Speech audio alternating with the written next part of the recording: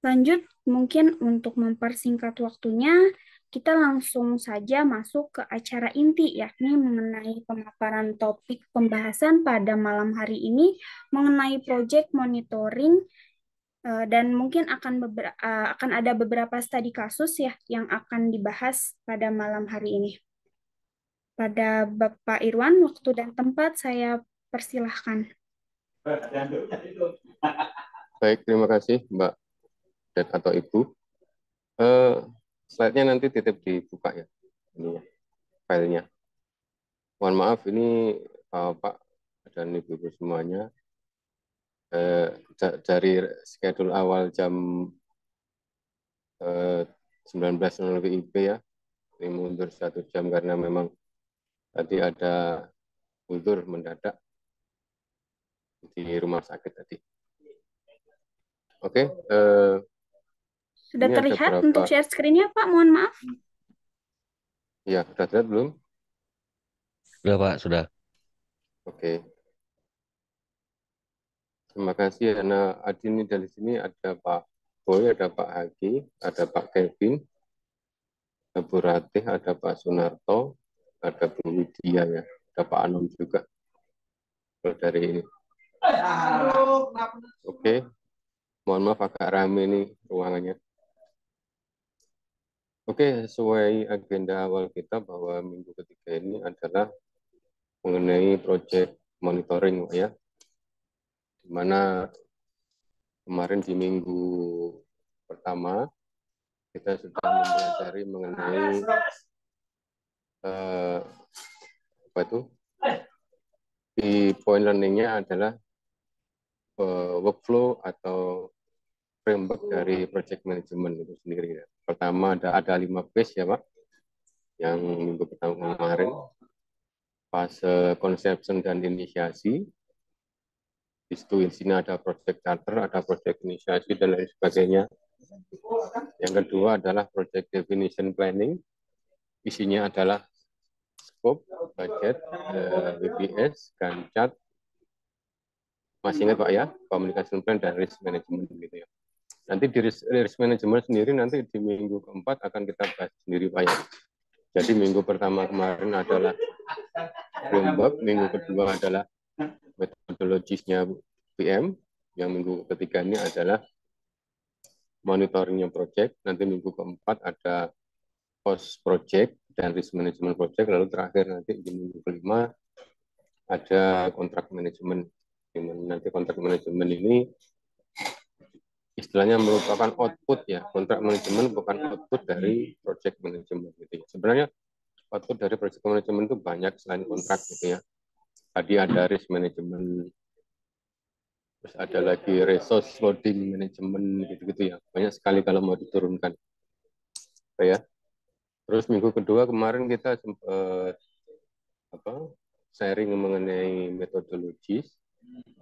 Kalau umumnya itu ada sekitar 16 metode ya. Lalu kita sharing lagi, kita saring, kita screening bahwa yang sering digunakan adalah 9. Terakhir adalah ada 5 metodologis yang sering kita pakai gitu ya. Pertama adalah agile gitu ya, yang minggu kemarin kita bahas. Nah, lalu ke waterfall gitu. Waterfall itu rincian gitu. Agile itu kan semangatnya tinggi tetapi tidak harus mengikuti aturan, tidak apa-apa gitu kan dalam metodologisnya. Kalau waterfall itu adalah harus runut, istilahnya serial dia. Jadi kalau serial itu kan ya harus dikerjakan step 1 dulu sebelum ke step 2 seperti itu. Kalau agile itu bisa dari step 1 ke melangkah atau jump to step berapa atau di bypass step berapa itu bisa. Oke, yang metodologi selanjutnya ada Lean ya. Jadi Lean itu, prinsip Lean itu membuang istilahnya apa ya?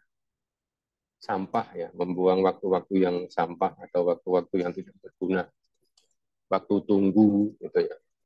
Waktu order barang, menunggu kedatangan barang, apalagi menunggu hiring, apalagi ya kira-kira. Banyak lah ya kalau di project ya.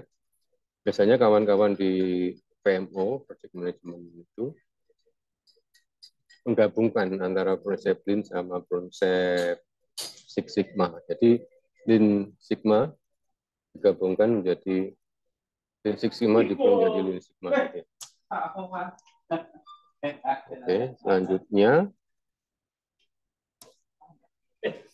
itu PMI atau PMPOK. PMI atau PMPOK itu merupakan kitab sucinya gitu ya, atau kitab dunia. Jadi konsepnya itu bisa dari PMBOK, ya Project Management Body of Knowledge, lalu dari ISO 21500 dan dari metode atau metodologis yang kita sebut tadi gitu. Oke Pak ya.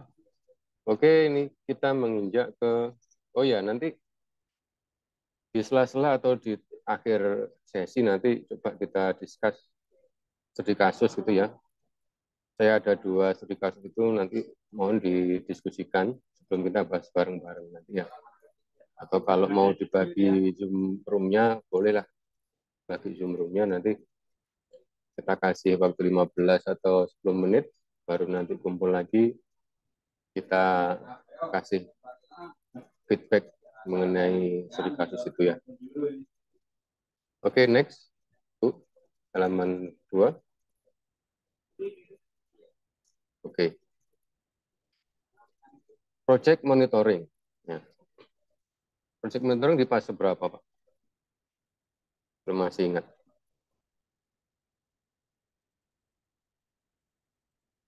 Halo?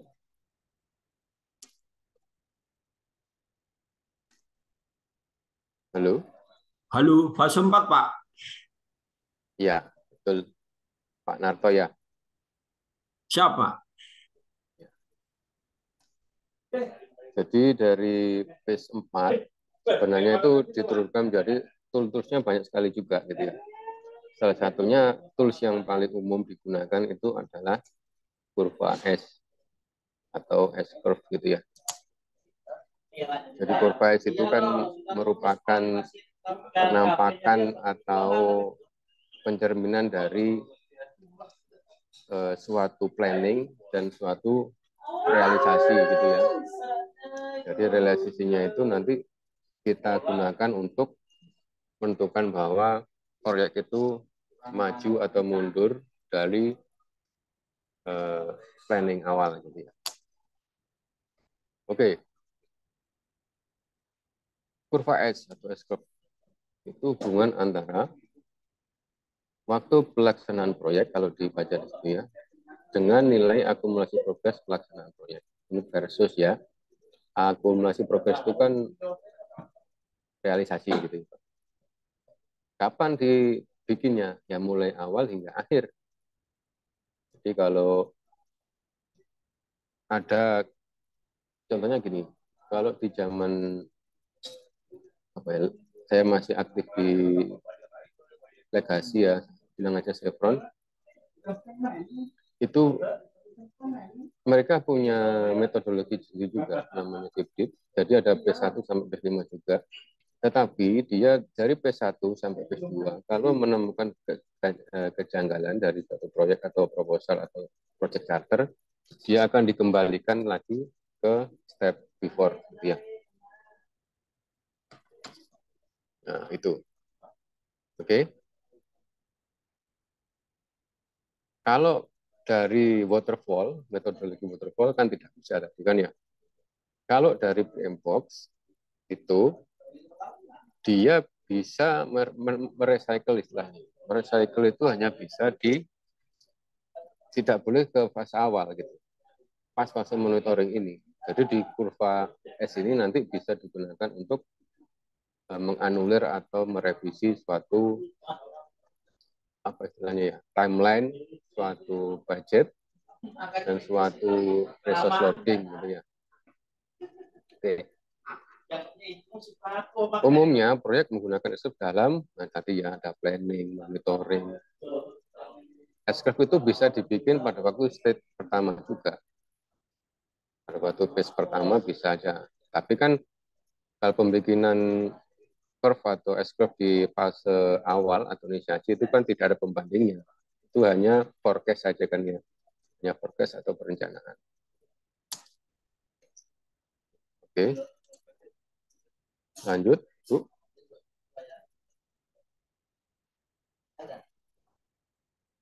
Next, halaman. Ya, oke. Kalau ada yang disusulkan atau tanyakan, silahkan langsung aja Pak ya. Kalau biasanya 2 jam itu biasanya kan 60 sampai 100 slide itu biasanya kita ya. Ini saya pendekin biar nanti panjangnya dipanjang di studi kasus gitu aja. Jadi nanti percuma saya deliver project management series minggu pertama, minggu kedua, ketiga sampai kelima ternyata dapatnya cuman teori gitu ya. Dapatnya cuman file slide-nya gitu kan. Tidak harus gitu. Oke. Kurva S ini secara gampang akan terdiri atas 2 grafik. Oke ya. Pertama, tadi ya, grafik planning. Yang kedua adalah grafik progresnya atau relasinya. Ya. Terus perbedaan garis grafik pada suatu waktu diberikan merupakan definisi berupa tadi kan. Kalau kurva S-nya planningnya di atas, terus relasinya di bawah, itu apa berarti Pak? Ahead apa delay Pak? Atau Ibu? Belum bisa Diulang, menggambarkan Pak. ya. Diulang. Jadi gini, kalau ada grafik S, ya, grafik S itu katakanlah fungsi Y sama fungsi X gitu ya. Grafik X-nya yang planning itu di atas. Lalu grafik progres atau relasi itu di bawah. Delay itu, Jadi Pak. ini Delay. ya delay. Jadi dari situ aja. Umpama kita lihat levelnya ya. Seorang manajer, coba kita bandingkan dengan level, mohon maaf ini teknisi atau tukang atau craftsman atau apa gitu ya. Kalau seorang manajer dia melihat suatu proyek itu simple. Kamu bulan ini nyampe berapa persen? Bulan ini kamu progresnya ahead apa delay? Itu aja kan kalau manajer itu kan. Beda kalau levelnya level yang tadi saya bilang teknisi, craftsman atau tukang itu dia melihat suatu grafik harus detail. Nah, jadi nanti di sini kita bisa turunkan ya dari S-curve nanti turun menjadi dari WBS pertama, WBS di planning, fase planning, kita turunkan menjadi S-curve, lalu dari S-curve kita turunkan menjadi EVM. Itu istilah baru ya. Value management, mungkin kawan-kawan juga sudah pada dengar EVM ya. Value management. Jadi kalau S-curve itu grafiknya adalah grafik antara planning sama realisasi. Kalau earn value itu grafiknya planning, realisasi dan realisasi progres dan realisasi budget. Gitu. Jadi earn-nya nanti tahu di situ. Katakanlah di 75% progres. Earn-nya dari project ini berapa? Gitu ya. Oh, ternyata sudah saving sekian dolar. Oh, ternyata sudah over sekian dolar. Itu nanti. Ya. Oke, lanjut, Bu.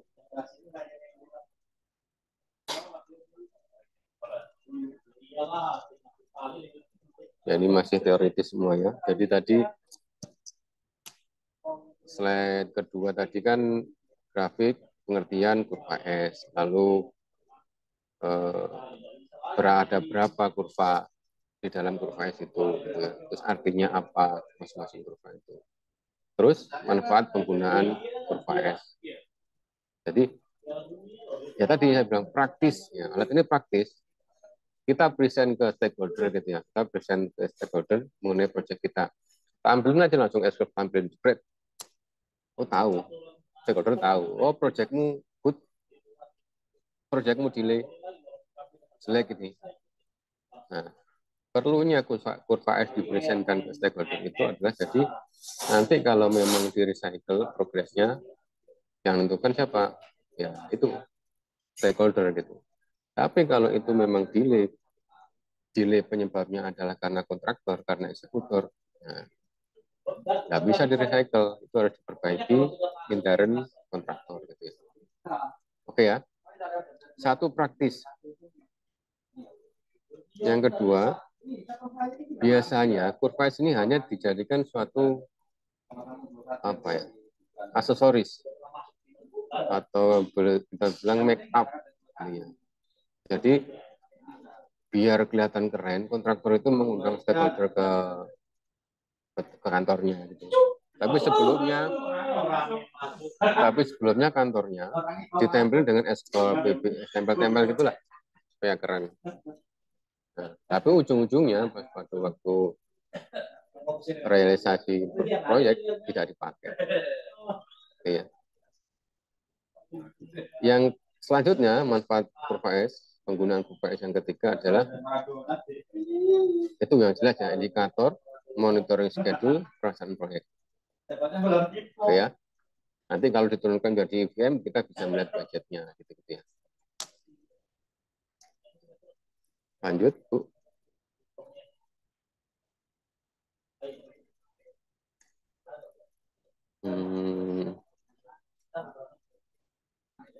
Terus manfaat penggunaan tadi ya. Jadi manfaatnya tadi kan ada 3, praktis, terlihat keren atau sebagai aksesoris. Yang ketiga adalah monitoring. Nah, jadi project sesuai dengan topik malam ini, project monitoring. Di project monitoring itu salah satu ini adalah kurva S gitu ya. Terus ini manfaat lain dari kurva S gitu ya. Bisa sebagai alat forecast atau prediksi. Jadi kalau lihat progres di 50% kok ini ya, behind schedule ya. Gimana nih caranya supaya closing kita sesuai target.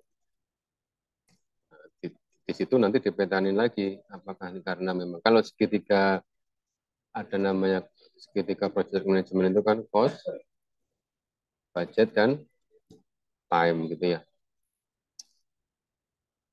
Terus yang selanjutnya adalah untuk mereview apa yang direview ya program kerjanya, baik itu nanti reviewnya daily, reviewnya weekly atau bulanan bahkan tahunan gitu ya.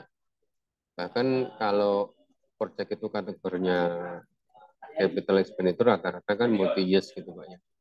Jarang kalau project besar tapi waktunya kurang dari 1 tahun, jarang sekali. Oke ya. Terus selanjutnya adalah perhitungan eskalasi proyek. Jelas ya. Lalu alat bantu untuk menghitung cash flow. Selanjutnya adalah program percepatan. Jadi seperti saya bilang tadi, dari SKP itu banyak turunannya, sekian gitu kan. Lalu sampai ke percepatan. Dan yang paling base adalah dasar evaluasi kebijakan manajemen secara makro. Tadi level manager beda dengan level grassroots atau level teknisi atau level fragment dan lain sebagainya. Oke, slide selanjutnya.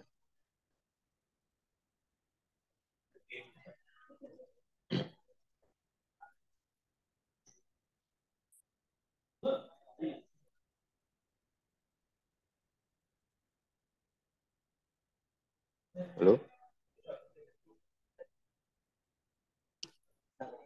Sinyalnya nih, Kak.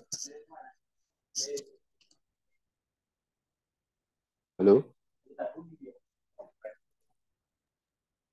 Masih dengar suara saya? Masih, Pak.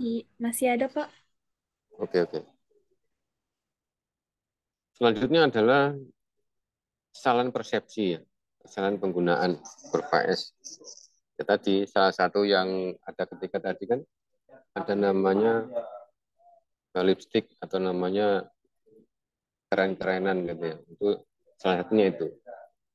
Terus beberapa anggapan yang keliru adalah itu seperti yang ditulis, yang dilihat di slide itu, progres 50% adalah tepat 50% realisasi. Itu yang salah ya.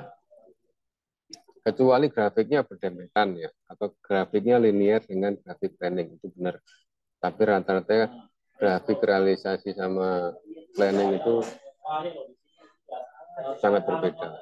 Jadi 50% progres belum tentu juga itu fisiknya belum tentu juga 50% secara fisik, itulah intinya ya. Terus bentuk kurva S harus mengikuti huruf S. Namanya S harus S, enggak harus. Gitu. Bisa juga bentuknya seperti bulan, sabit. Gitu. Nanti bisa karena perhitungannya juga ada. Terus distribusi bobot pekerjaan berdasarkan waktu untuk suatu item pekerjaan sering diasumsikan terdistribusi merata. Ya.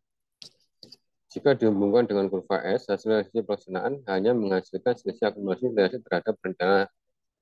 Nah, itu sesuai yang tadi. Jadi kalau akumulasi realisasinya itu lebih cepat, berarti ahead gitu ya. Kalau realisasi terhadap rencananya itu terlambat, lebih ahead. Ya intinya dari ke 6 sampai ke 6 slide ini kan muter-muter itu aja Pak ya. Jadi project monitoring alatnya salah satunya adalah kurva S. Kurva S gunanya untuk apa tadi kan? Sebagai alat penampil atau indikator antara planning dan realisasi gitu-gitu ya. Jadi nanti alat ini digunakan untuk manajer atau untuk stakeholder atau untuk project manager untuk menentukan langkah selanjutnya. Apakah proyek ini terus dieksekusi ataukah proyek ini memang harus di stop dan selanjutnya. Oke, lanjut. Alat selanjutnya. Ini kesalahan persepsi kurva S juga.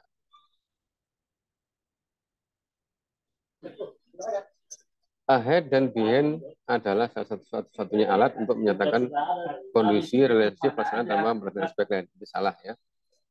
Jadi kalau kita tampilkan kurva S ke hadapan stakeholder, ya ini ahead Pak, ini behind. Jadi komponen apa yang bisa bikin ahead, apa yang bisa bikin behind itu tidak ikut dijelaskan. Sebenarnya kan kita lihat dari segitiga project management itu kan ada dari situ gitu kan. Jadi suatu project ini terlambat, kita lihat saja. Schedule-nya jelas molor gitu ya. Cost-nya ternyata masih absorb. Pokoknya gini, di 50% progress, absorbing dari suatu budget itu planning awal ya. Planning awal adalah 25%. Ternyata realisasinya hanya dibelanjakan 10%. Itu juga merupakan suatu penyebab dari delay-nya suatu proyek. Atau sebaliknya, planningnya 50% itu ada 25 budget, ternyata sudah spend money hampir 60%. Seperti itu. Itu juga tidak baik. Itu adalah suatu indikasi dari proyek yang perlu direview. Ini selanjutnya adalah cara memprogres pekerjaan persiapan adalah berdasarkan proporsional terhadap pekerjaan fisik. Oke. Kalau kawan-kawan di sipil umpamanya ada proses persiapan. Persiapan itu secara fisik itu 0 ya. Kalau kita ngitungnya ya. Persiapan itu apa? Ya mendatangkan material, hiring karyawan, gitu kan. Apalagi perlunya warehouse untuk menyimpan material yang surplus atau over atau apa gitu. Itu merupakan satu step persiapan dari suatu project. Jadi persiapan itu tidak bisa dihitung bobotnya. bukan bobot sih. Tidak bisa dihitung progresnya. Kalau bobot tetap ada bobotnya. Oke, selanjutnya adalah cara menilai progres realisasi berbeda dengan asumsi. Jelas lah ya. Atau cara membuat distribusi bobot masing-masing proyek pada master schedule S-curve. Jadi pengertiannya begini.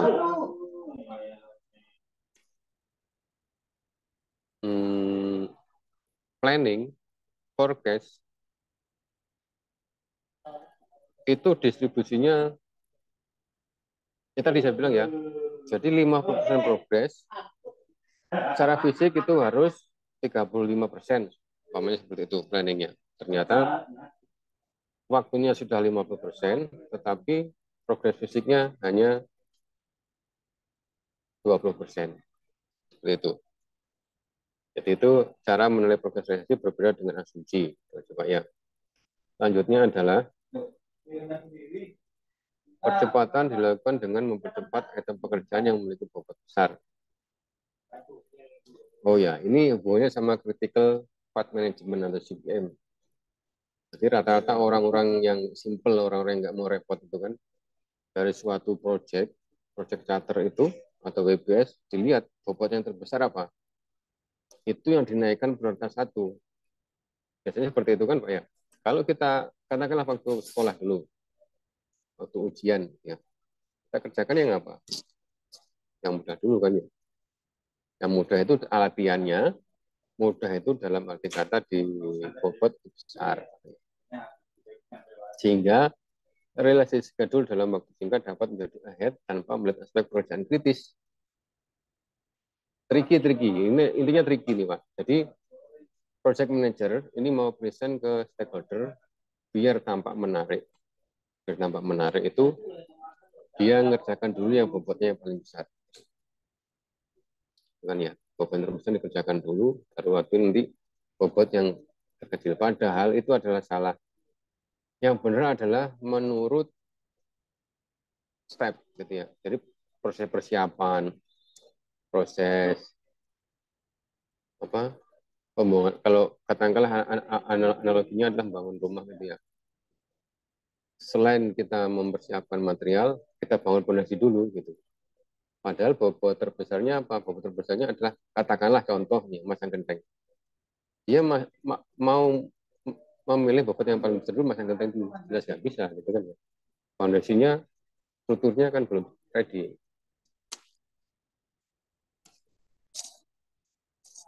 Oke, selanjutnya.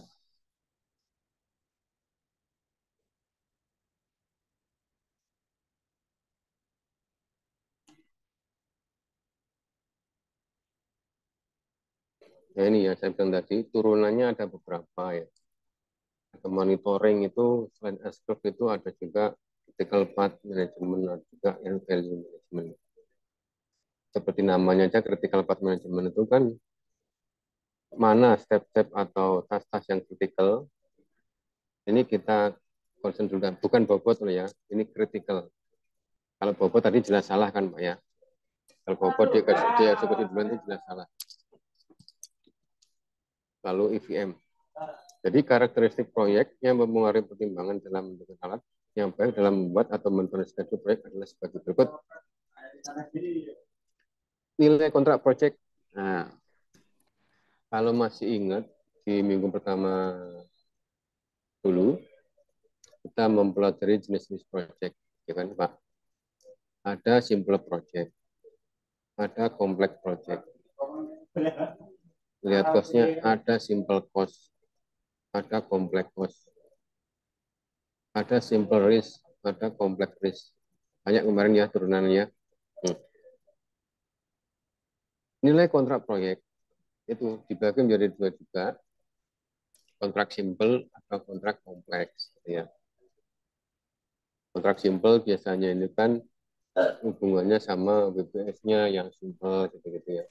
Nilai kontrak yang kompleks itu adalah biasanya kontrak IPC ya, engineering perkebunan construction itu merupakan kontrak nilai kontrak yang kompleks atau cukup kompleks.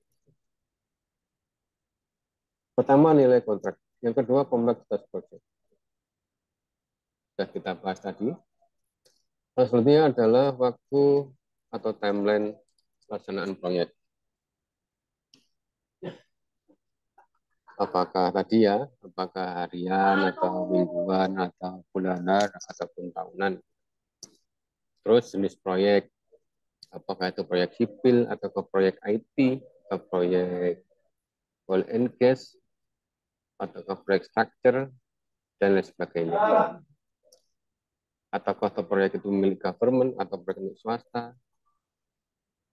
dan lain sebagainya. Kompetensi tim proyek selanjutnya jelas sangat diperlukan gitu ya.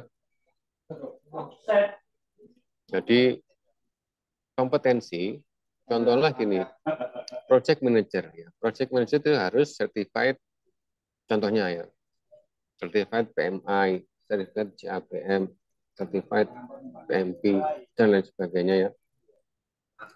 Lalu kompetensinya seorang QA itu sih, apalagi itu sangat penting sekali gitu ya. Terus kompetensi seorang teknisi atau eksekutor di lapangan itu juga perlu juga. Jadi itu merupakan nanti pertimbangan kita dalam merunning suatu proyek. Terakhir adalah fungsi proyek. Nah, fungsi proyeknya ini apakah ini merupakan added value dari suatu perusahaan atau company, atau itu sesuatu yang baru, atau itu continuing atau meneruskan dari proyek yang sudah ada atau fasilitas yang sudah ada. Ya, jadi ada proyek baru, continue atau proyek yang sudah ada.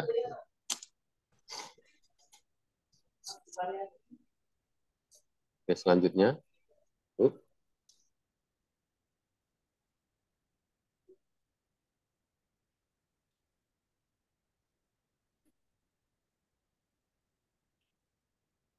Sinyalnya agak kurang jelek ini.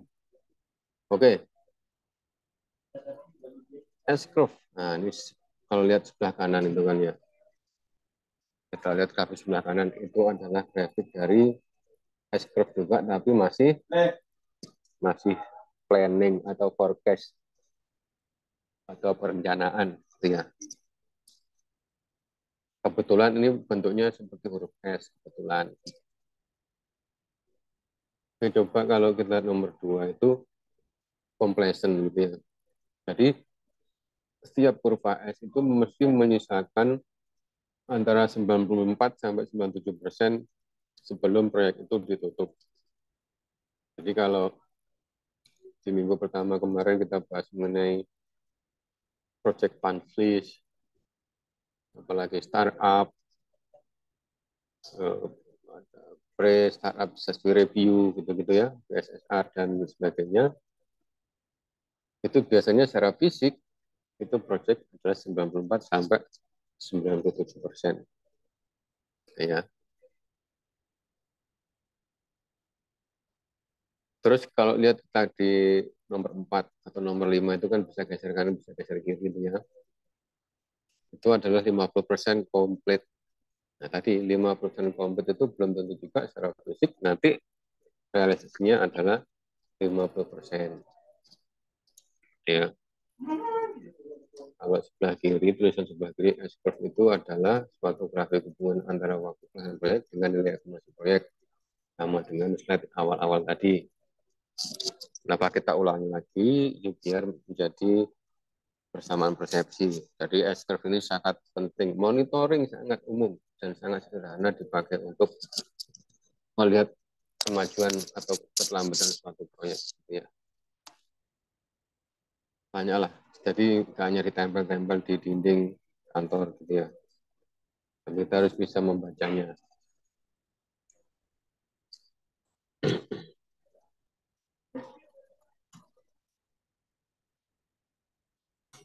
Oke.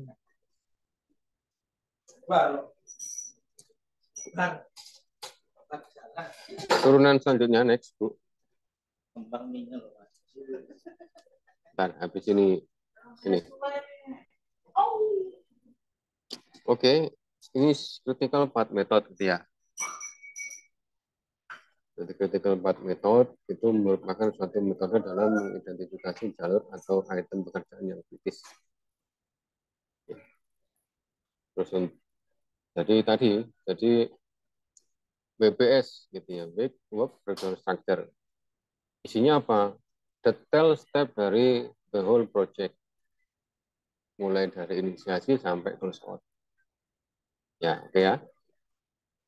Di sumbu Y-nya biasanya begitu. Sumbu X-nya yang atas itu biasanya waktu, resource, dan budget. Terus CPM itu apa? CPM ya kita petani lagi dari WBS itu mana yang kritikal. Kita bikin grafik sendiri. Oke. Jadi fokusnya ke situ. Maksudnya fokus ke situ itu tidak mengabaikan step-step yang sudah ada di WBS gitu ya. Tapi cuman mengklasifikasi suatu proyek itu kritikal. Lalu itu CPM dapat secara manual ya. CPM, Work WBS, S-Curve, semua bisa dibikin secara manual matematis. Jadi kita tidak harus, contohnya gini lah, Excel ya, Microsoft Office, itu sangat umum kita pakai di mana-mana untuk kerjaan apapun. Semua cocok. Terus kita ambil satu, Excel gitu ya. Bisa Excel dibikin apapun. Mau grafik apapun kan ada menunya di situ. Termasuk ini. Termasuk apa? Nanti ada Gantt chart, ada WBS. Termasuk WBS ini bisa dipakai atau bisa dibikin di Excel gitu ya. Lanjut untuk software ya. Untuk software itu rata perusahaan sudah membeli lisensi masing-masing ya. Bahkan yang terbaru ini adalah yang paling banyak digunakan itu adalah lisensi software Primavera. Gitu ya. Pernah dengar Pak ya? Jadi kalau ada software namanya Primavera, versi terakhirnya P6 nggak salah, atau P7, saya kurang mengikuti. Di situ itu intinya apa ya, Excel plus gitu ya. Jadi di situ kita bisa membuat project charter enak sekali gitu. Nanti kalau ada longgar, coba download aja Pak, download drivernya di internet banyak sekali itu, Primavera P6 itu, untuk dicoba-coba sendiri di rumah. Atau mungkin langsung diaplikasikan di project masing-masing. Itu Pak ya.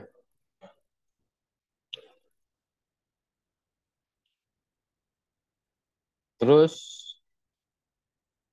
CPM itu cukup rumit apalagi item kerjanya banyak dan kompleks. Sebenarnya gini, proyek-proyek terutama di pemerintahan itu jarang menggunakan CPM, IPM. Ya paling enak ya S-curve itu tadi. Beda kalau mohon maaf kalau di lingkungan LNG, di lingkungan apa sipil yang itu swasta rata-rata tuh digunakan juga CPM.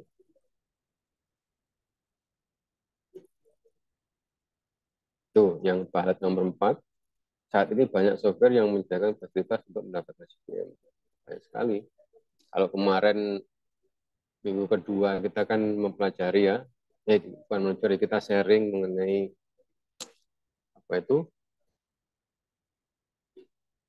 tools-tools gitu ya, tools-tools yang ada di pasaran gitu. Ada Google itu nanti turunannya ada Google Drive, ada Google Keep, ada Google Task gitu ya. Kalau Google Drive itu kan semua file bisa masuk gitu Pak ya. Semua file bisa masuk. Baik video atau file biasa, doc, Excel, semua picture semua bisa masuk. Google Keep itu semacam sticky notes gitu ya. Nanti Google Keep, Google Drive itu terintegrasi satu akun Google gitu. Itulah ininya apa canggihnya Google gitu. Ini tidak promosi Pak, tapi ini ya kita sebagai orang project management harus tahu gitu loh. Di sana ada tools itu loh.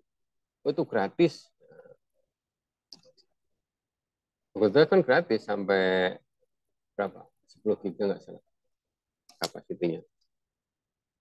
Lalu ada namanya Bittrex 24 kemarin sempat ikut ya. Itu di situ fiturnya bisa bikin chat, bisa bikin eh, grup kerja, laporan real time, video conference dan penanggalan atau kalender gitu ya.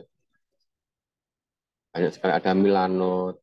Nanti coba kalau sudah selesai webinar ini coba di searching namanya Project Management Tools ya, akan muncul banyak sekali dan install aja di laptop Bapak atau komputer Bapak yang free gitu. Atau Android base atau iOS base itu banyak sekali Project Management Tools itu.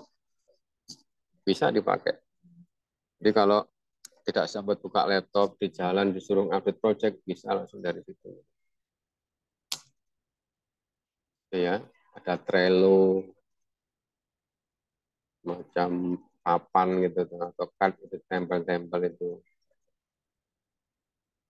Ada Soho Project, terus ada Monday.com yang paling sering muncul iklannya kalau kita muter video di YouTube ya.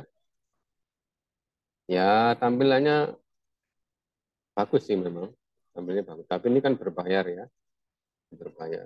Ada Todoist, ada Microsoft Teams, termasuk Zoom yang kita pakai ini adalah tools untuk project management. Oke Pak ya. Kembali ke slide.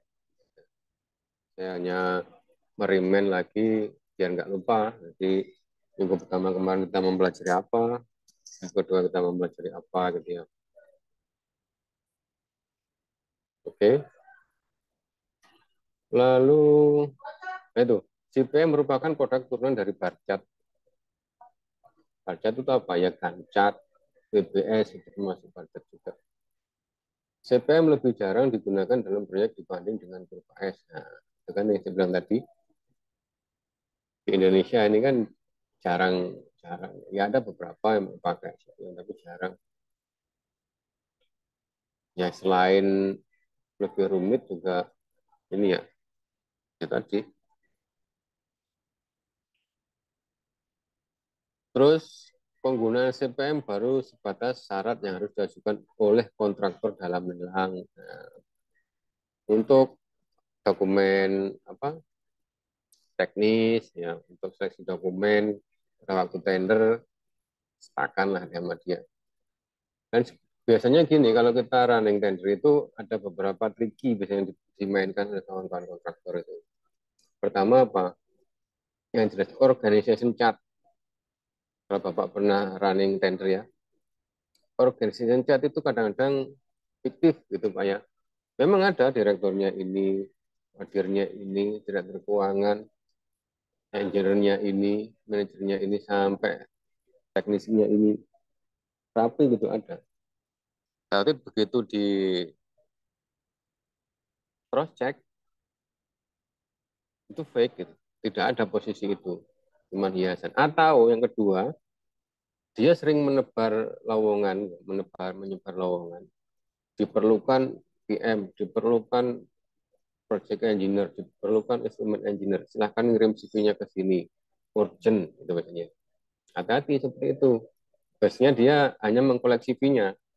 Setelah dapat CV-nya, dia tempel ke situ untuk diikutan tender. Nanti kalau dia menang, nggak dipakai kita. Itulah.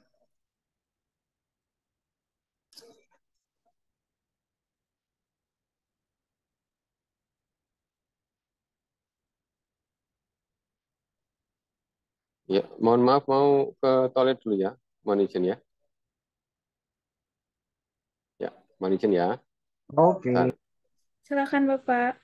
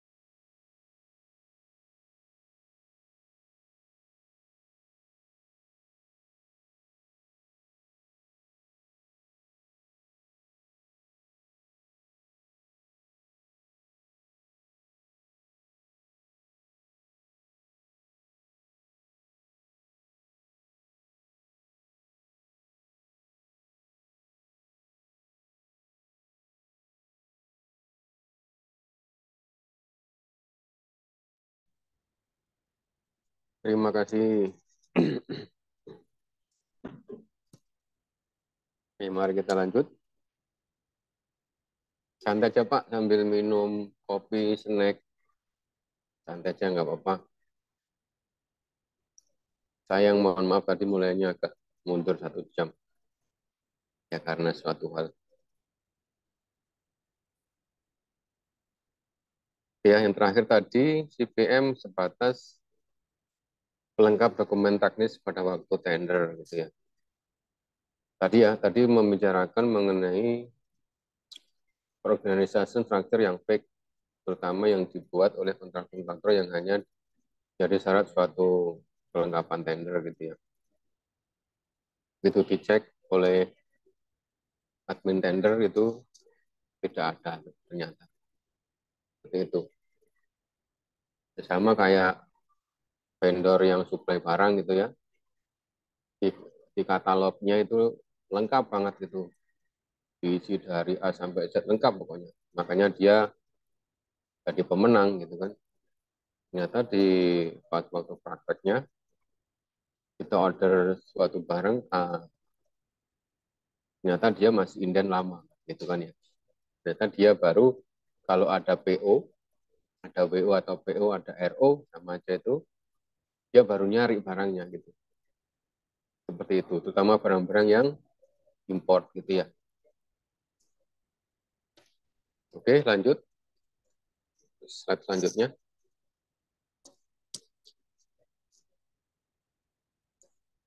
Ini analogi dari CPM sederhana aja ya. Kita lihat yang panah yang merah di atas. Panah merah di atas. Itu kan total dari S itu start, F itu finish. Totalnya adalah 7 hari gitu ya. 4 hari plus 3 hari. Itu kondisi original step atau WBS. Lalu oleh CPM ini disortir lagi step-step yang kritikal gitu ya. Step-step yang kritikal bisa menjadi 5 hari, bisa menjadi 6 hari. Ya analoginya seperti itulah ya. Jadi nanti karena gini, analoginya gini. Dari original step disortir lagi menjadi critical step. Terus yang semi critical atau non critical itu di merge gitu misalnya ya. Di merge digabungkan sehingga total secara bobot tidak akan mengurangi dari 100%. Seperti itu. Ya. Lanjut, Bu. Ini saya cuplik dari salah satu software aja ya, software CPM. Kalau nah itu paling kiri kan ada WBS itu kan A1, A1A, A1B sampai AJC itu berapa kan? Lalu description-nya apa? A1 adalah development, kalau A4 adalah frame gitu ya. Organisasinya siapa yang ngerjakan, C itu departemen C, CF, dan lain sebagainya. Terus timeline-nya itu ada Juni 06, Juli 06, bulan tahun 2006 itu. Jadi ada yang ini kalau lihat grafik seperti ini apa Pak? Metodologi apa Pak? Kalau ingat seminggu kedua kemarin. Ini metodologi waterfall Pak ya. Jadi step A1 itu harus dieksekusi duluan sebelum step selanjutnya A2, A3, A4, dan A5, dan seterusnya. Ini contoh aplikasi CPM di software. Kalau software sih gampang, tinggal masukin ini aja. Muncul sendiri, tadi bar chart-nya ini muncul sendiri. Oke, lanjut.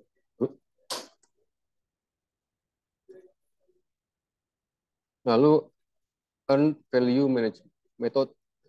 Ya.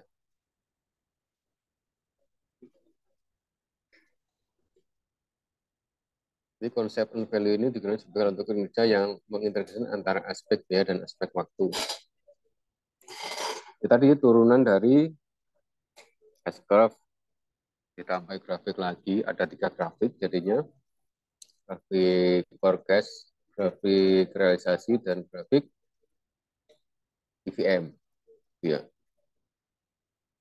Dan beberapa penilaiannya adalah cost variannya seperti apa, jadwal variannya seperti apa, performance index-nya seperti apa, cost schedule semuanya. Jadi cost varian, cost performance index, schedule varian, schedule performance index, estimasi completion-nya, dan varian completion-nya. Varian ini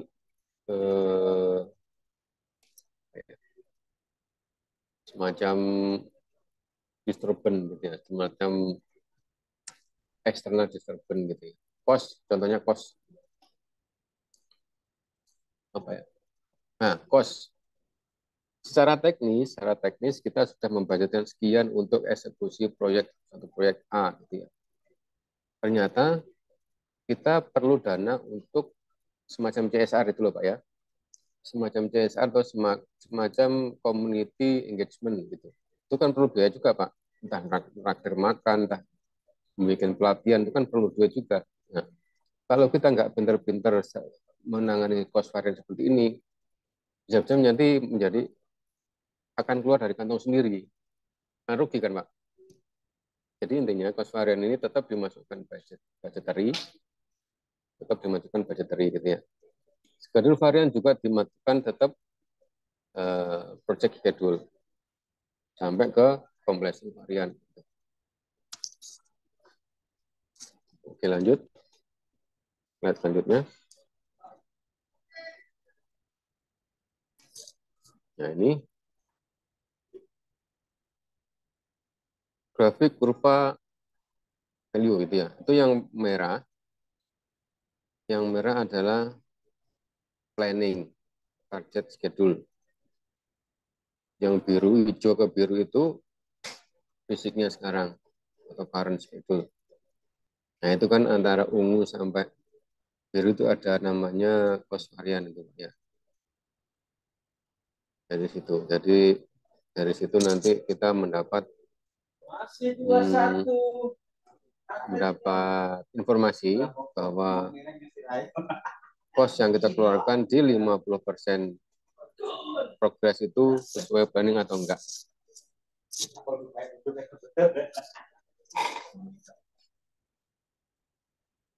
Jadi itu Pak ya.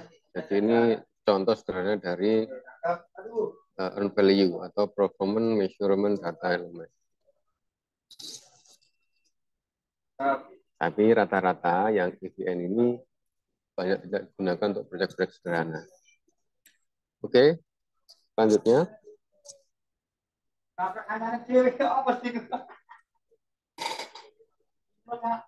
Oke, ini ada pertanyaan dari Pak Boy di chat room ya. Apakah ada sanksi pada kontrak ketika tidak sesuai planning? Ini maksudnya impact ke kontraktor Pak ya, impact ke eksekutor nih Pak ya. Apakah ada Iya sanksi betul, pada iya betul Pak. ya.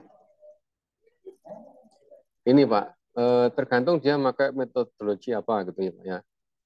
Jadi PMO-nya itu pakai metodologi apa, agile atau waterfall atau scrum gitu. Kalau pakai metodologi waterfall, berurutan atau series gitu kan, jelas Pak. Jadi tidak sesuai planning itu kasih punishment biasanya, kasih apa namanya penalti gitu kan. Apalagi kalau pelaksanaan jauh dari planning, jadi akan dipenalti. Jadi penalti itu macam-macam penalti ya Pak. Entah penaltinya itu nanti lihat dulu dari persentase progresnya gitu. Kalau dari apa namanya gapnya dari presentasi prosesnya itu besar, itu si owner dari kontrak owner itu bisa mencairkan performance bondnya, gitu tuh. Bisa dicairkan seperti itu. Tetapi kalau cuma sedikit kecil aja, tadi kan seperti ini bisa di recycle gitu ya. Jadi di fase monitoring itu bisa di recycle lagi untuk berarti fase eksekusi dan segala macam. Jadi intinya jika kontrak tidak sesuai planning, yaitu tergantung metodologi yang kita pakai apa. Kalau metodologinya agile, nah itu ketat kan agile itu kan, jadi langsung main cut gitu biasanya gitu. Tapi itu harus di start di awal gitu ya. Saya akan open tender seperti ini dengan metodologinya seperti ini. Apakah kamu mengikuti apa tidak? Di awal kan sudah dijelaskan. Kalau masing-masing peserta tender paham, oke, tidak terjadi masalah. Ini untuk menghindari permasalahan secara hukum, gitu Pak ya. Oke, jadi ini tergantung metodologinya Pak ya.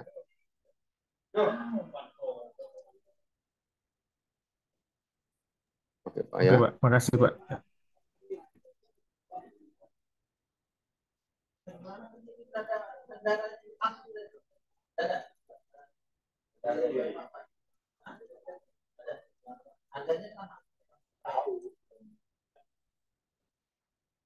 Oke, slide selanjutnya.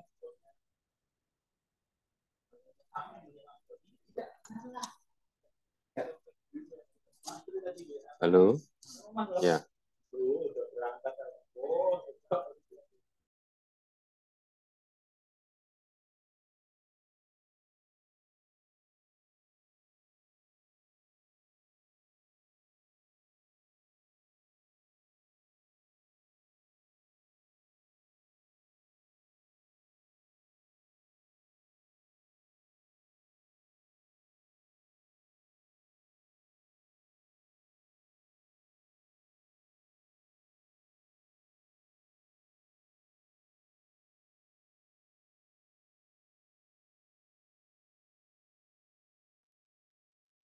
Mohon maaf, sepertinya Bapak Irwannya terlempar.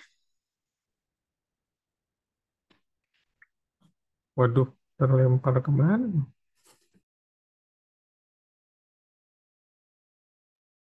Terlempar atau tergelincir ya? Halo. Halo. Halo Pak, Aduh, sering sering connect, sering enggak ini ya?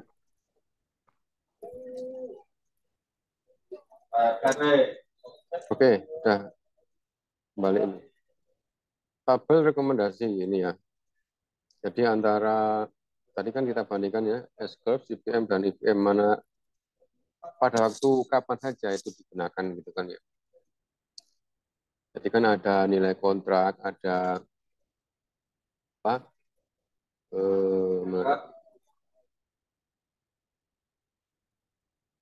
Nilai kontrak, ada kompleksitas proyek, ada waktu pelaksanaan proyek, jenis proyek, kompetensi tim proyek dan fungsi proyek. Gitu ya.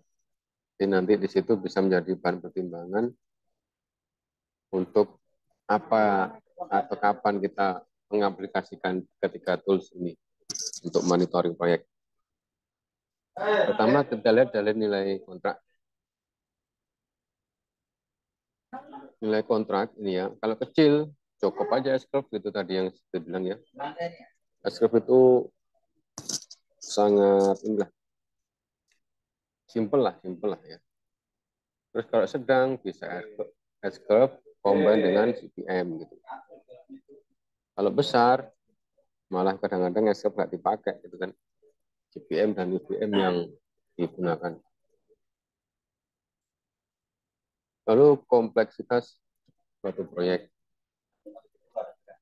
Kalau kecil cukup S-curve, sedang sama tadi kan ya S-curve dan CPM dari kompleksnya. Kalau tinggi CPM dan UPM. Terus schedule atau waktu pelaksanaan proyek kalau singkat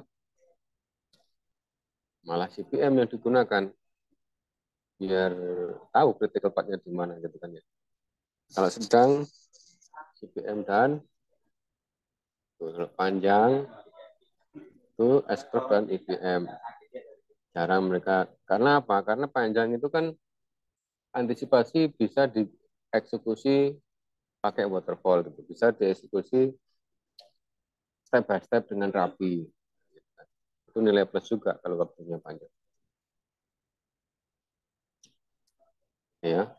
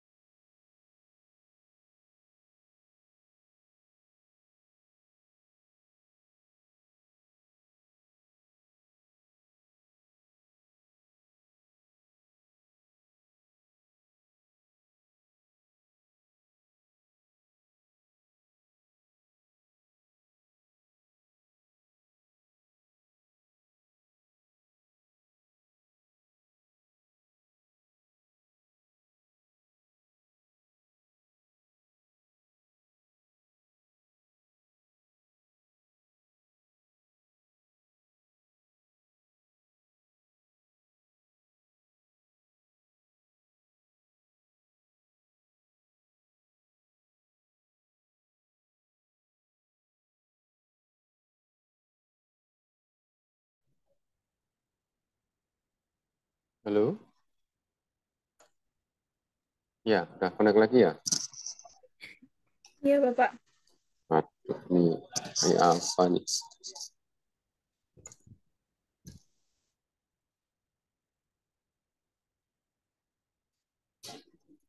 Oke, lanjut, Bu.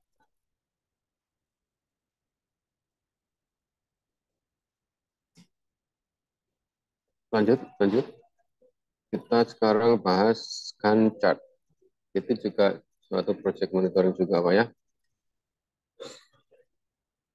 Gantt chart itu disebut juga milestone chart atau project bar chart. Ya.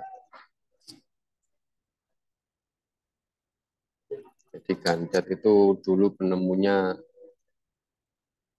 ada nama Gantt-nya. Jadi adalah sebuah jenis grafik batang atau bucket yang banyak digunakan untuk memonitoring proyek. Ya. Terus ini memuat informasi mengenai tugas anggota tim, jadwal dan batas waktu pelaksanaan proyek. Mirip WPS, Pak ya, mirip. Bisa juga untuk melihat pihak atau divisi mana yang bertanggung jawab atas suatu tugas dalam proyek. Jadi, jadi tas A, tas B, tas C gitu ya. Tas A itu departemen maintenance yang mengerjakan, tas B departemen instrumen yang mengerjakan, tas C departemen mekanik yang mengerjakan gitu ya. Jadi itu jelas gitu ya. Tas ini tidak bisa dikerjakan, tas A tadi kan elektrik gitu ya. Bisa dikerjakan oleh instrumen, tidak bisa. Jadi ini fungsinya Gantt itu adalah mencluster atau menfokuskan tugas-tugas dari masing-masing tim, jadwal dan batas waktunya. Ya. Lalu next, Bu.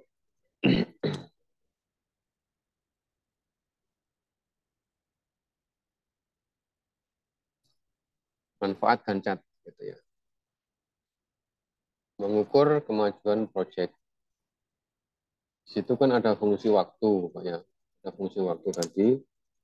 Jadi di bulan ke ini proyek itu harus mempunyai progres fisiknya sekian persen. Kalau di bawah target itu berarti proyek ini tidak maju. Ya simpel seperti itulah. Di project monitor itu yang monitor apa ya? Waktu, cost, gitu kan? Terus waktu menjadi lebih efisien kalau kita ada ganjarnya. Terus membangun rasa tanggung jawab akan tugas yang diberikan. Lalu komunikasi tim menjadi lebih dinamis karena masing-masing melihat satu chat aja, chat itu. Jadi, aku sudah ngerjakan ini loh. Oke, berarti kamu step nomor 8. Oke, lanjut. Komponen Gantt chart, Pak ya. Jadi Gantt chart itu tadi kan bisa selain fungsi waktu, fungsi manpower, fungsi tadi progress, deadline, macam-macam. Jadi yang bisa dimonitor adalah jelas ya daftar tugasnya, waktunya, resource loadingnya atau resource assignment, deadline, atau milestone gitu-gitu ya. Bar, progress itu ada milestone juga dan dependencies.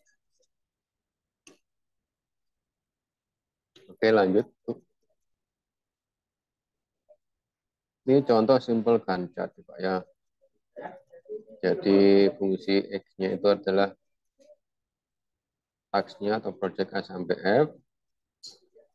Lalu project A-nya itu dieksekusi bulan 1 sampai 3, lanjut bulan 6 sampai 9, seperti itu ya. Lalu project B, bulan kedua sampai bulan ke-7, dan seterusnya. Seperti itu. Ujung-ujungnya, project A sampai F harus 100%. Dan itu bergantian. Oke, lanjut, Bu.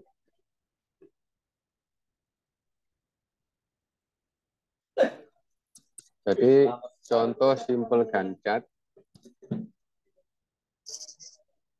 Contoh simple Gantt chart itu adalah, kita lihat coba pertama, itu ya, planning, research, design, implementation, dan follow up. Ini kebetulan quarter ya, quarter 1, quarter 2, quarter 3. Follow up itu adalah phase sebelum close out. Yang kalau tadi lihat S-curve itu kan antara 94 sampai 97%. Iya. Implementasi, monitoring, desain, research, dan planning itu sesuai barnya itu. Jadi kalau kita lihat bar itu kan planningnya Januari sampai Maret. Di waktu planning Januari sampai Maret, secara paralel penelitian juga harus bisa dilakukan.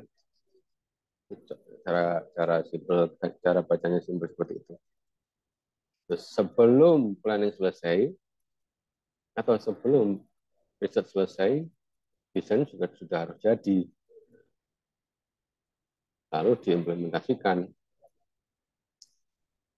lalu di follow up. Gitu. Oke, lanjut.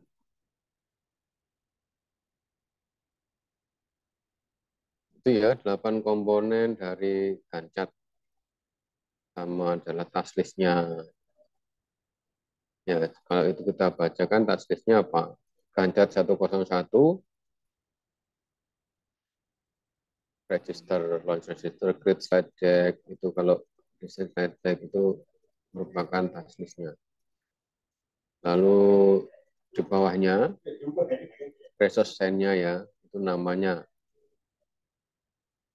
Lalu ke progresnya, apakah 80%, progres ini linear dengan bobot kalau kita bikin WPS.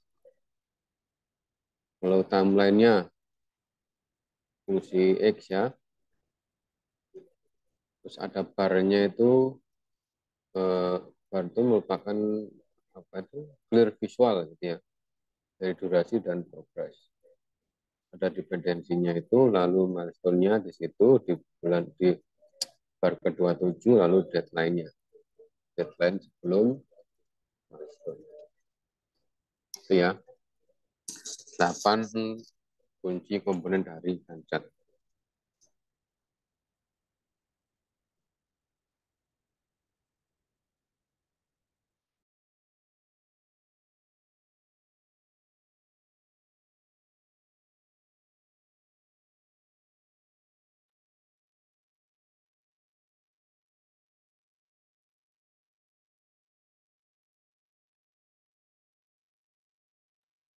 Mohon maaf, sepertinya Bapak Irwan terkendala jaringan.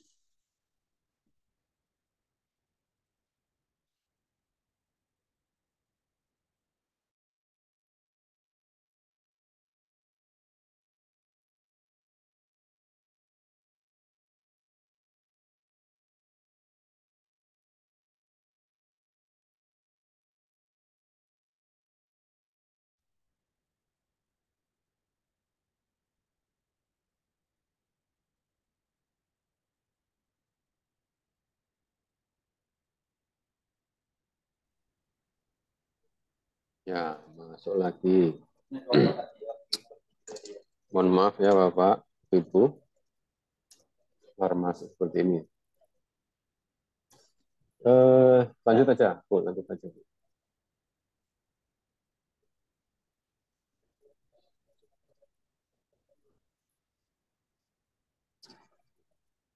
Nah, ini sebenarnya lanjutan dari ini ya, pertemuan minggu kemarin itu ya. Ada tools, ada software-nya, gitu ya. Software itu rata-rata ya untuk memplanningkan plannya jelas, resource-nya jelas, menitnya jelas, schedule-nya dan organisasinya jelas gitu. Jadi software ini gunanya nanti kayak contohlah Primavera V6 gitu ya.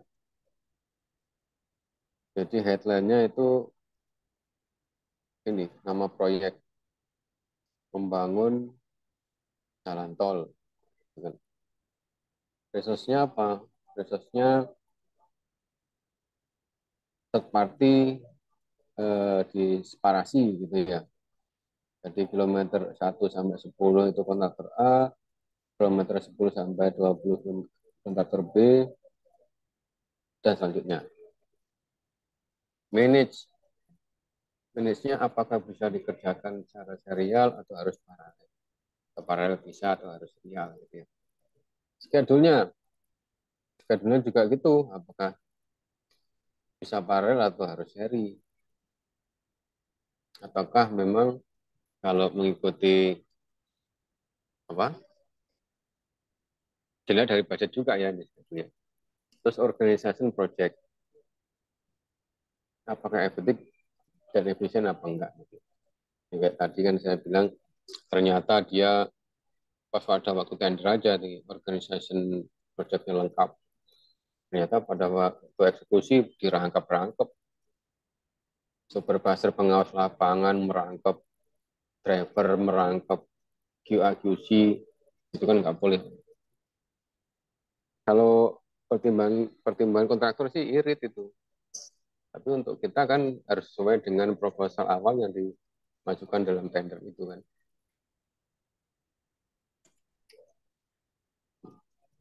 Jadi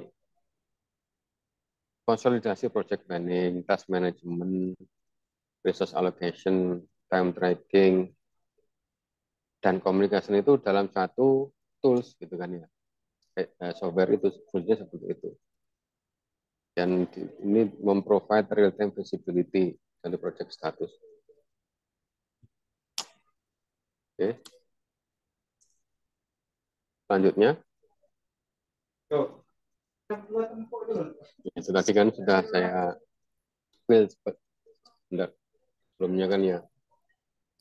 Ada money.com, ada Smartsheet, ada Write, ada ClickUp, Hilton, dan 15. Itu semuanya adalah software ya.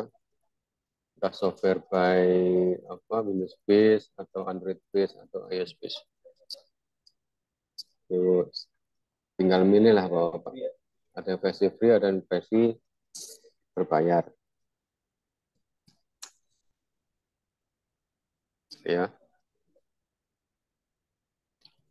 lanjut ya. Ada Pro, ada Choir, ada Nifty, sampai Forecast. Ya, kalau mau lihat feature-nya ada di sini gitu Pak ya. Di bawahnya Bu. Nah, ini money.com tampilannya seperti ini gitu ya. Di situ ada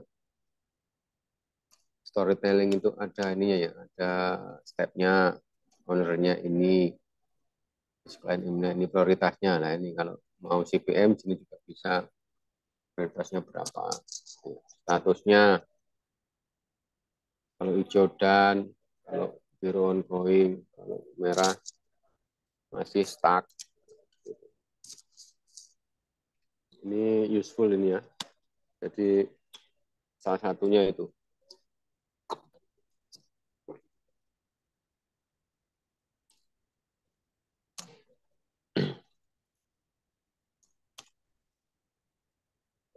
Lanjut.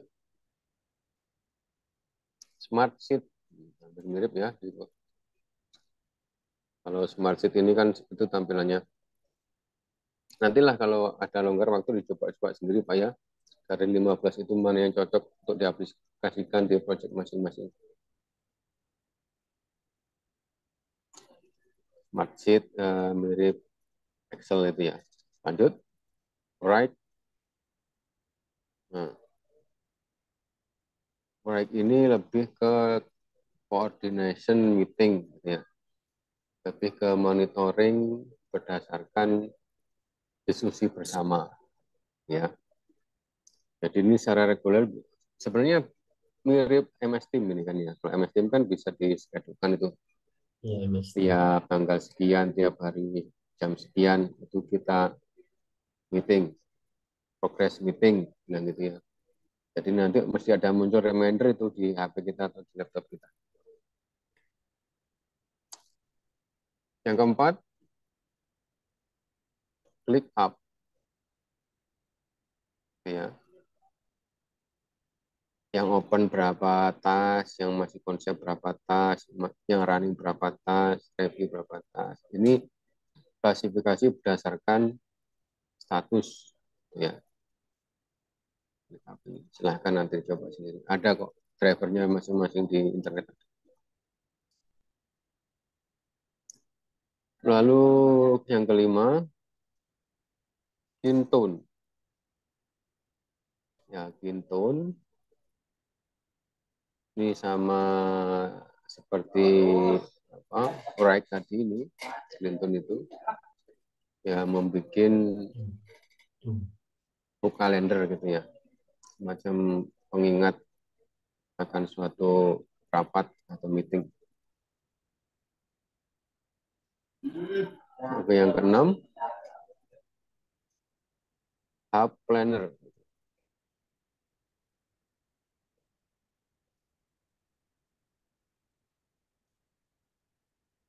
Itu kalau Hub Planner kan ada annual leave, ada desain itu.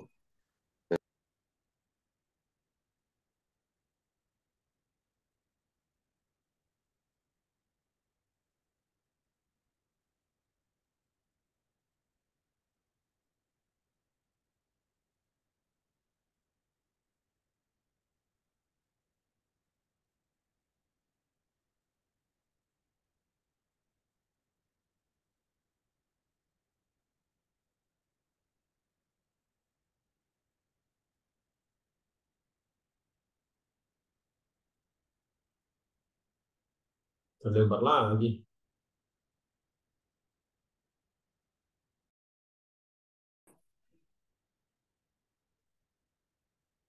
Halo, tes.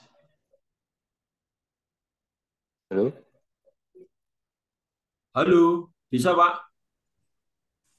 Oke, tapi suaranya kecil banget ya. Oke, nggak apa, saya lanjutkan aja.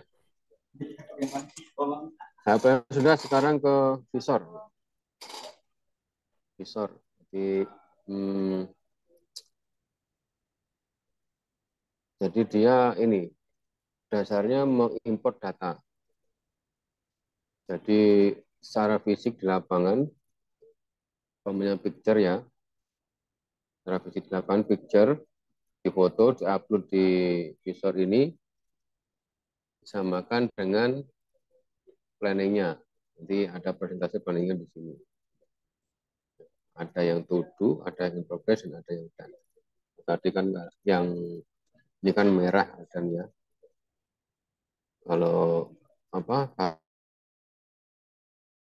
yang dan hijau, yang on to do kalau presiden adalah merah.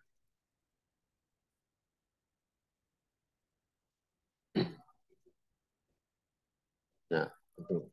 Sebenarnya ini hanya permainan fitur-fitur aja kok, Pak. Fungsinya sama. Jadi di mana dia bisa memonitor suatu project gitu aja. Oke, Pak ya. Lalu yang kedelapan, Quickbase. Ya, Quickbase semacam project workflow ya. Jadi start, proses, IPO lah ya, input, proses, output. Di endingnya di bawah, startnya di atas. Jadi nanti eksekusinya mau ke kiri, eksekusi mau ke kanan, itu terserah. Kebetulan ini adalah pipeline designer contohnya. Subjeknya pipeline. Lanjut yang ke-9. GAN Pro. Namanya juga GAN Pro. Sama dengan Ganjar. Sama. Ada fungsi apa, task list-nya atau task name-nya. Ada timnya, siapa yang ditugaskan atau desain. Ada statusnya, labelnya gitu ya. Progress itu labelnya ini, open labelnya ini, close ditambahin dengan dicoret gitu ya. Lalu geser ke kanan itu adalah fungsi waktu gitu ya. Sesuaikan sesuai gambarnya. Lanjut ke 10 itu wire. Kalau kita biasa main di whiteboard itu kan ditempel-tempel kertas itu ya. Itu sama tuh Pak. Cuman ini kertasnya kertas digital gitu. Tempel tuh tulisnya apa, backlognya di mana, kompletnya di mana gitu. Sekedar untuk memonitor aja. Oke, lanjut. 11 Nifty. Ini email base ini ya. Itu email base. Kayak semacam kita kalau Outlook ya. Outlook itu kan fiturnya lumayan banyak gitu kan. Selain email, kita bisa reminder schedule ya. Bisa untuk storage juga bisa. Ya seperti itu Nifty. Lanjut, Pipjam nomor 12. Pipjam by Figma. Jadi itu ada discovery, ada explore, ada build, dan ada test. Iterate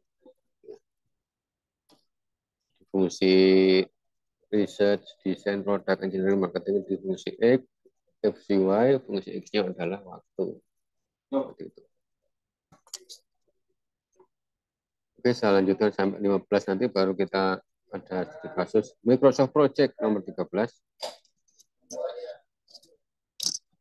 Nah, ini kan tools yang paling common ya, sering kita gunakan. Di banyak-banyak juga.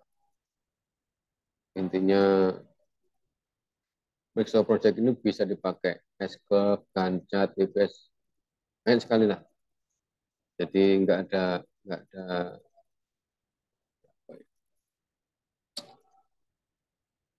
semua berguna lah fitur dari Microsoft Project ini. Yaitu seorang project management minimal harus bisa create apa ya, create monitor project dari Microsoft Project. Atau sekarang sudah versi berapa? Nomor 14 lanjut. Airtable. Ya. Sama atasnya sebelah kiri, statusnya tengahnya. Nah, ini ada fotonya sama kayak tadi.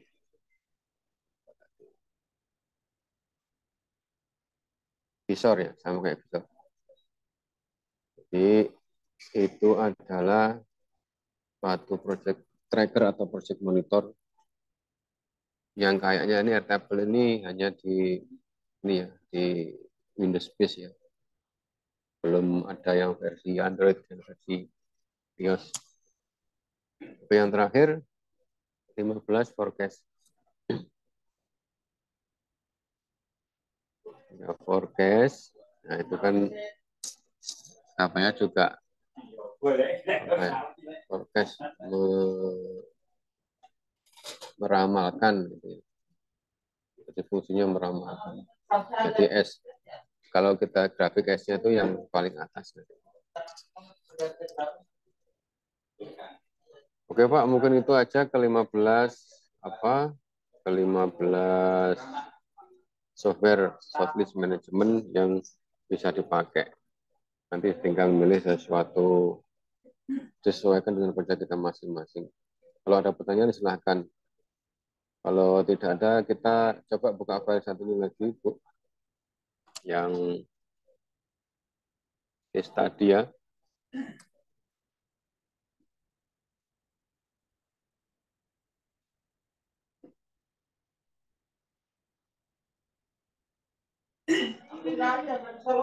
Sudah terlihat?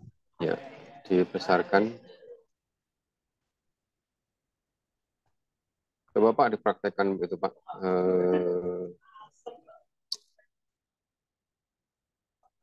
Pak ya, masing-masing ya. Di Zoom nggak bisa ya di Zoom. Bisa kebaca.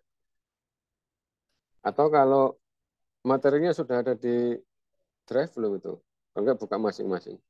Nah itu bisa. Belum, Pak, Lagi. belum ada. Enggak.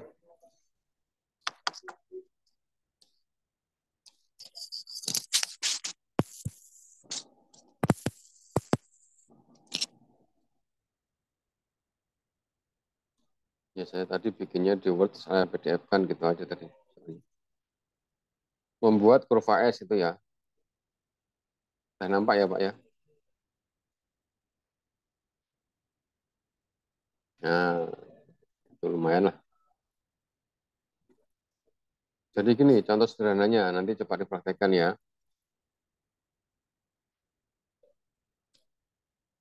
Suatu pekerjaan pondasi dengan rincian harga sebagai berikut. Pondasi dulu nih Pak. Ini kita ngomong contohnya adalah proyek sipil.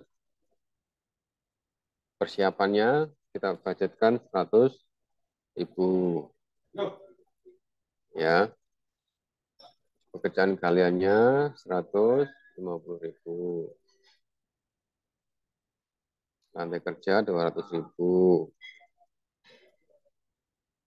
Dan seterusnya ya Pak, 150.000. 1 kali 400.000. Turunkan kembali 100.000. Total harga keseluruhan suatu fondasi adalah 1.100.000. Ya. Oke. Cari data itu, dari data ini ya, persiapan, galian, lantai kerja, pasir uruk, pasangan, batu kali, uruk kembali. Kita langkah pertama adalah memberikan waktu dari masing-masing tas tersebut. Contohnya ini kita bikin persiapan 6 hari dan budget 100.000. Lalu kaliannya 2 hari. Pekerjaan lantai kerjanya 2 hari. Pasir urutnya 1 hari. 1 kali 3 hari. Kumpulkan kembali 1 hari. Nah, ya. Apa langkah selanjutnya, Pak? Dari total budgetnya kan udah ketahui budget harinya ya, Pak ya. 1.100.000. Total harinya berapa, Pak?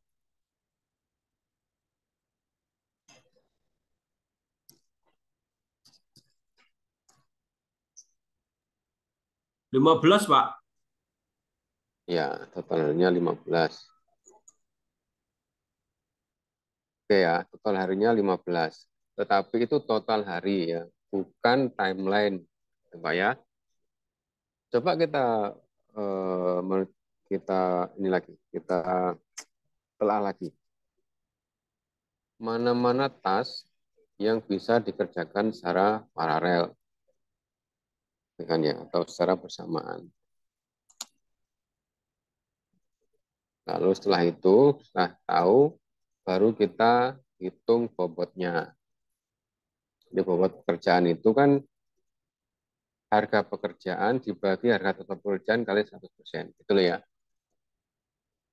Paham Pak ya? Jadi bobotnya persiapan berapa Pak? Coba hitung bobotnya persiapan. Jadi kan harga pekerjaannya berapa persiapan tadi? 100.000. 100.000. Terus dibagi harga 1.100.000. total. Ya, berapa persen itu? Kurang lebih ya 8% lah. Oke, untuk persiapan 8%. Oke ya. Terus hitung lagi pekerjaan kalian berapa itu? Kalian itu ya kurang lebih 11% itu. 12%. Oke. Terus di bawahnya Lantai kerja itu kurang lebih 18%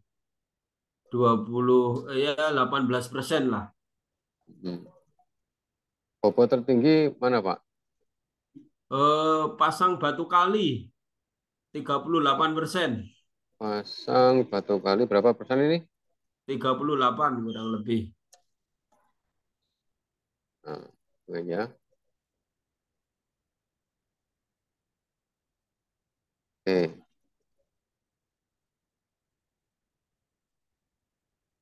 Lalu setelah dapat bobotnya, lalu kita bikin ini contoh Excel gitu aja ya.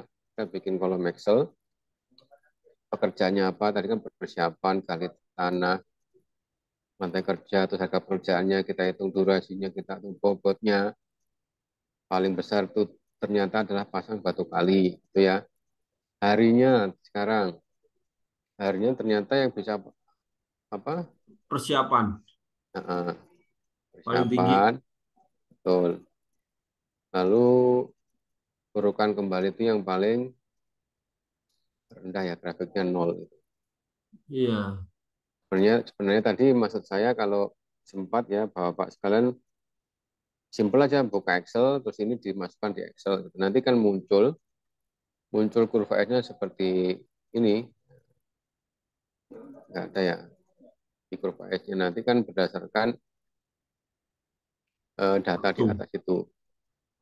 Jadi cobalah di rumah ya itu. Ya, oke, Pak. Nanti kita cobalah. Ya, oke. Nanti aplikasinya di rumah. Terus apa? Lalu di situ nanti ya, di situ ada pembobotan, lalu ada hari, ada grafiknya sampai 100%, dan jumlah bobot dari semua itu harus 100%, Mbak ya. 100%. Terus akumulasinya, ya akumulasi dari data itu adalah nanti dijumlahkan antara harinya dan bobotnya. Nanti gitu ya. Oke, mungkin kalau dibayangkan kurang ini, coba nanti dari studi kasus ini dipraktekkan masing-masing di rumah dengan Excel. Gitu. Oke, yang studi kasus kedua. Bawa lagi, Bu.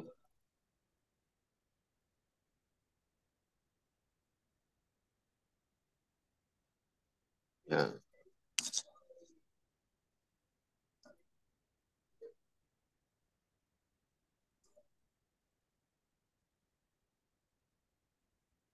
Eh.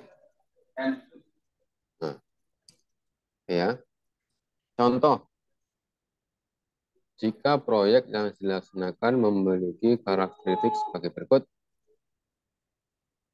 nilai kontraknya 20 M, kategorinya kecil, kompleksitas sedang, waktu pelaksanaan singkat, kalau dibaca itu kan 4 bulan aja kan. Jenis proyeknya adalah proyek pemerintah, kompetensi pelaku proyek dianggap sedang, maka alat kontrol schedule, ini perbandingan tadi Pak ya, apakah kita memakai monitoringnya S-curve atau kita memakai CPM CPM, atau kita memakai EPM. ya CPM. Ya, kita resume coba, kita resume dari data yang ada itu. Nilai kontrak kecil. Nah, nilai kontrak ini monitoringnya apa, Pak? S-curve kan, kalau kecil tadi kan Eskov. ya tabel awal tadi di slide Iya, tadi kan, ya kompleksitas tinggi S-curve kan, Eskov CPM, CPM. waktu pelaksanaan singkat, Singkat ya, CPM. ya sampai kompetensi sedang itu S-curve dan CPM.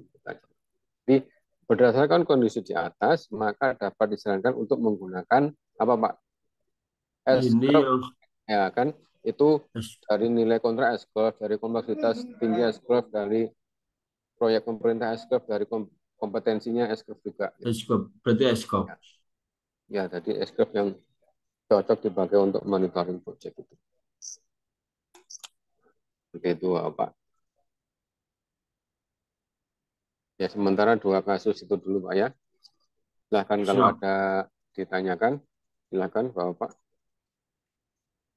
Eh, Atau saya kembalikan dulu ke Bu moderator, silahkan diatur timingnya.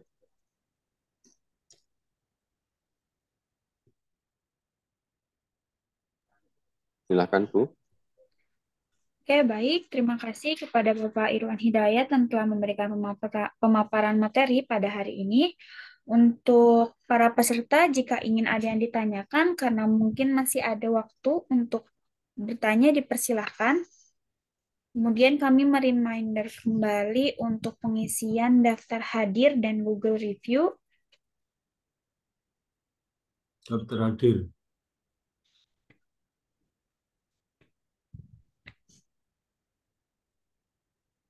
Atau mungkin boleh untuk seluruh peserta untuk membuka kameranya karena kita akan melanjutkan pada sesi foto untuk malam hari ini. Dimohon kepada para peserta untuk membuka kamera.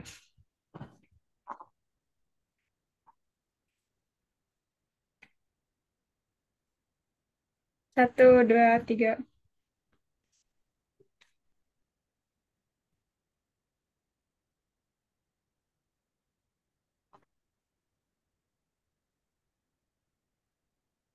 Oke, baik. Terima kasih banyak kepada Bapak Irwan. Mungkin cukup sekian. Atau masih ada pertanyaan dari para peserta, sangat diperbolehkan karena waktu juga belum menunjukkan pukul 10. Silahkan kalau mau ada yang didiskusikan lagi. Dari saya cukup sih, Mbak. Nanti jangan lupa materinya ya, supaya bisa kita baca-baca kembali. Ya, baik. Atau sorry maaf nambah sedikit. Biasanya ya setiap saya seminar seperti ini biasanya ada ini. Saya kan ngasih nomor kontak situ kan ya. Bolehlah diskusi, free aja, feel free aja hubungin perusahaan dengan project management. Kemarin juga kawan-kawan yang saya sharing di Pertamina kilang internasional di Bandung itu juga sering kontak saya juga, Pak, saya ada kendala ini gitu. Nggak apa-apa, saling sharing aja. Oke, makasih.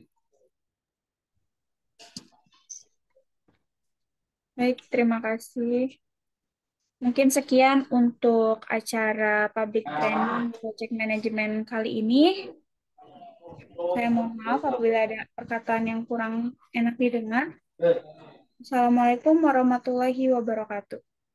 Waalaikumsalam warahmatullahi wabarakatuh. Terima kasih, sukses Terima kasih selalu semuanya, sukses selalu, semuanya. sehat selalu. Makasih, Makasih, makasih. makasih.